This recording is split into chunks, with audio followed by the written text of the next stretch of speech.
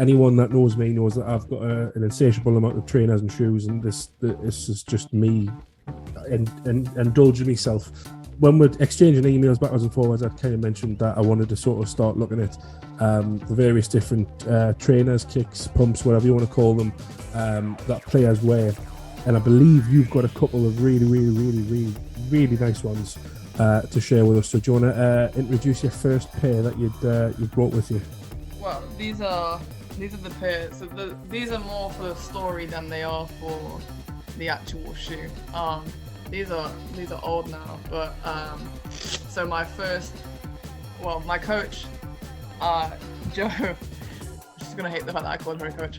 When I was at Mansfield, my first team playing senior women, when I moved to America, she bought me a pair of shoes, and she wrote in them. She got Division 2 North Coach of the Year.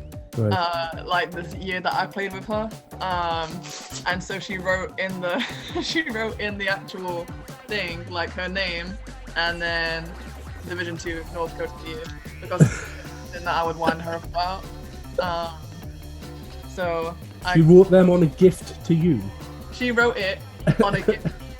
Yeah, obnoxious, I know. Obnoxious or confidence, it's a fine line. I think it's a bit of both. No, but she's great, and she's had a massive impact on me and like my career. It's like I literally would not be here without her. So yeah, like a pair of shoes that I don't wear them very often because I don't want to ruin them. But I break them out every now and again because they're really comfortable. And what are they? They were Kyrie's. Yeah, back in the day, I don't know what version of them they are. So. What would the occasion have to be for them to come back out and be seen on court? I do break them out every now and then. If I feel like I need a little boost or whatnot. It might come out in a game this year, probably. So, like, what is a non-basketball player? Like, I don't play, although in my head it's a very different story, but I don't play. What motivates your choice of shoe? It depends. Like, the ones I have right now, these ones, LeBron 19. I got them more for like the support and the air part of it. More functional, Yeah. For me, I've had quite a few injuries, so now it's more about function than it is about style. So it's like whatever is going to protect my knees the most. My body has a different idea because I still throw myself on the floor like I'm perfectly healthy.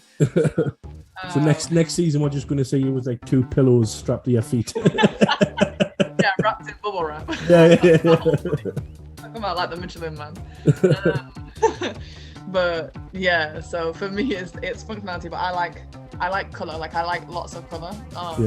Past couple of years, when I was in school, college in America, it was like black or yellow. They were school colors. Okay.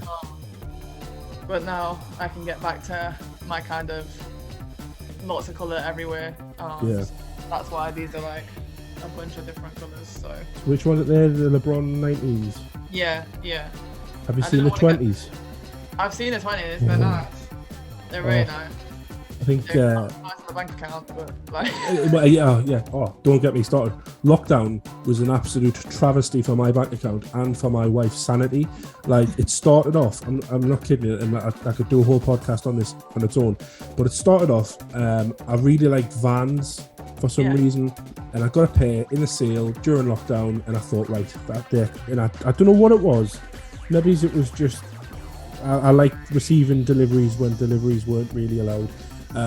But then a week later I got another pair, and then I got another pair, and then I started really getting into like sort of matching things. So like this Pittsburgh Pirates hat, black and yellow, became my favourite colour, so I had to have 2 or 3 different versions of Vans in black and yellow. And then we came out of lockdown, and I'd ended up with something like 21 pairs of Vans, even though I wasn't allowed out the house. Like, it was nice to do, and I, just looked at them. And then one day I saw these, I think they were Jordan. I think they were like an entry-level Jordan Jumpman, I think it had on the tongue. They were only like 50, 60 quid. And I got them. I thought, right, that's it. That's the limit. I couldn't possibly. She'll kill us. And then I saw a pair of there were Jordan 1s, and they were like black and grey with an luminous sort of pink tick with the sort of the highlight, and I was like, Nice.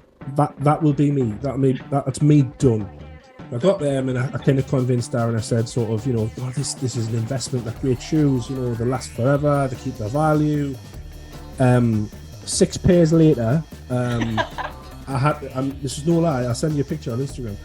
In my living room, I had to buy some shelves to house my Jordans on, because they were just kind of getting left around the house. So I thought, like, if I get some shelves, then I can display them. It looks nice, but then she knows that I'm looking after them. Yeah. So I don't know how that one will go. I'll keep that. Maybe that's another podcast. I might have to do that from another location when she kicks us out. But, I was going to say, yeah, you need a secret location. yeah, secret location. You just see me background, just a load of Jordans, and but no, I think going back to what you were saying about sort of the style thing, like, is that a confidence thing with you? Like, do you get an extra kick, pardon the pun, but like an extra kick out of being able to play the game, but then show your own style? Yeah, I think for me, like, a lot of people, you know, people are different. Some people like need to have their hair done to play. Some people need to be wearing the set thing and blah blah, or, you know, roll their shorts a certain way, or have a certain, you know. And for me, I just want to get the job done. Yeah. I'm like, I come out, my hair's probably looking like this. Like, I don't have time to be. I'd rather just get on the court and get going. But I do care about, like, my shoes, like my basketball shoes in particular. Like, for me, because they're such a very important part, not only like functionally, but, you know, they're what kind of is your own individual style on the court.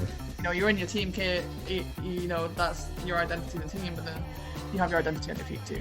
So I do like making sure that I have nice shoes. How many pairs would you say you've got currently? Oh gosh. Just to make myself feel better. That's the only reason, just to make myself feel better. 1, 2. It's over 10. Really? Yeah. And are they all in rotation for games, or? Not for games, no. I normally stick to 1 pair per game. I don't switch that up because that's bad. So that's bad. Are you quite a superstitious person? Like, no, I'm not. Like, I don't have to go like left foot, right foot, but I feel like for basketball, I have 2 that have, like, those 2 are the ones that I rotate to. Like, I have a pair for a season, and that's it. Unless they break or they're not functional, they're the ones I'm sticking with. So yeah, but I have ones that I rotate through to practice and stuff like that. And have you ever been close to going, ooh, I think these ones could be entered into the little rotation, or are you absolutely staunch it's not happening? Yeah, no, I did that last year, and then I had a really bad game, so I just left it at that. Right, okay, yeah. Best not to do that, no. Yeah, I was just like, you know what, maybe it wasn't me, it was the shoes.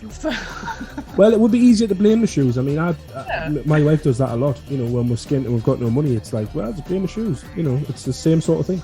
Like, I didn't shoot very well. It couldn't have been anything to do with my shot. I mean, if you think about it from a sort of a zero gravity point of view, it's all connected and it all comes down to the feet, I guess, or maybe it was. It was the shoes.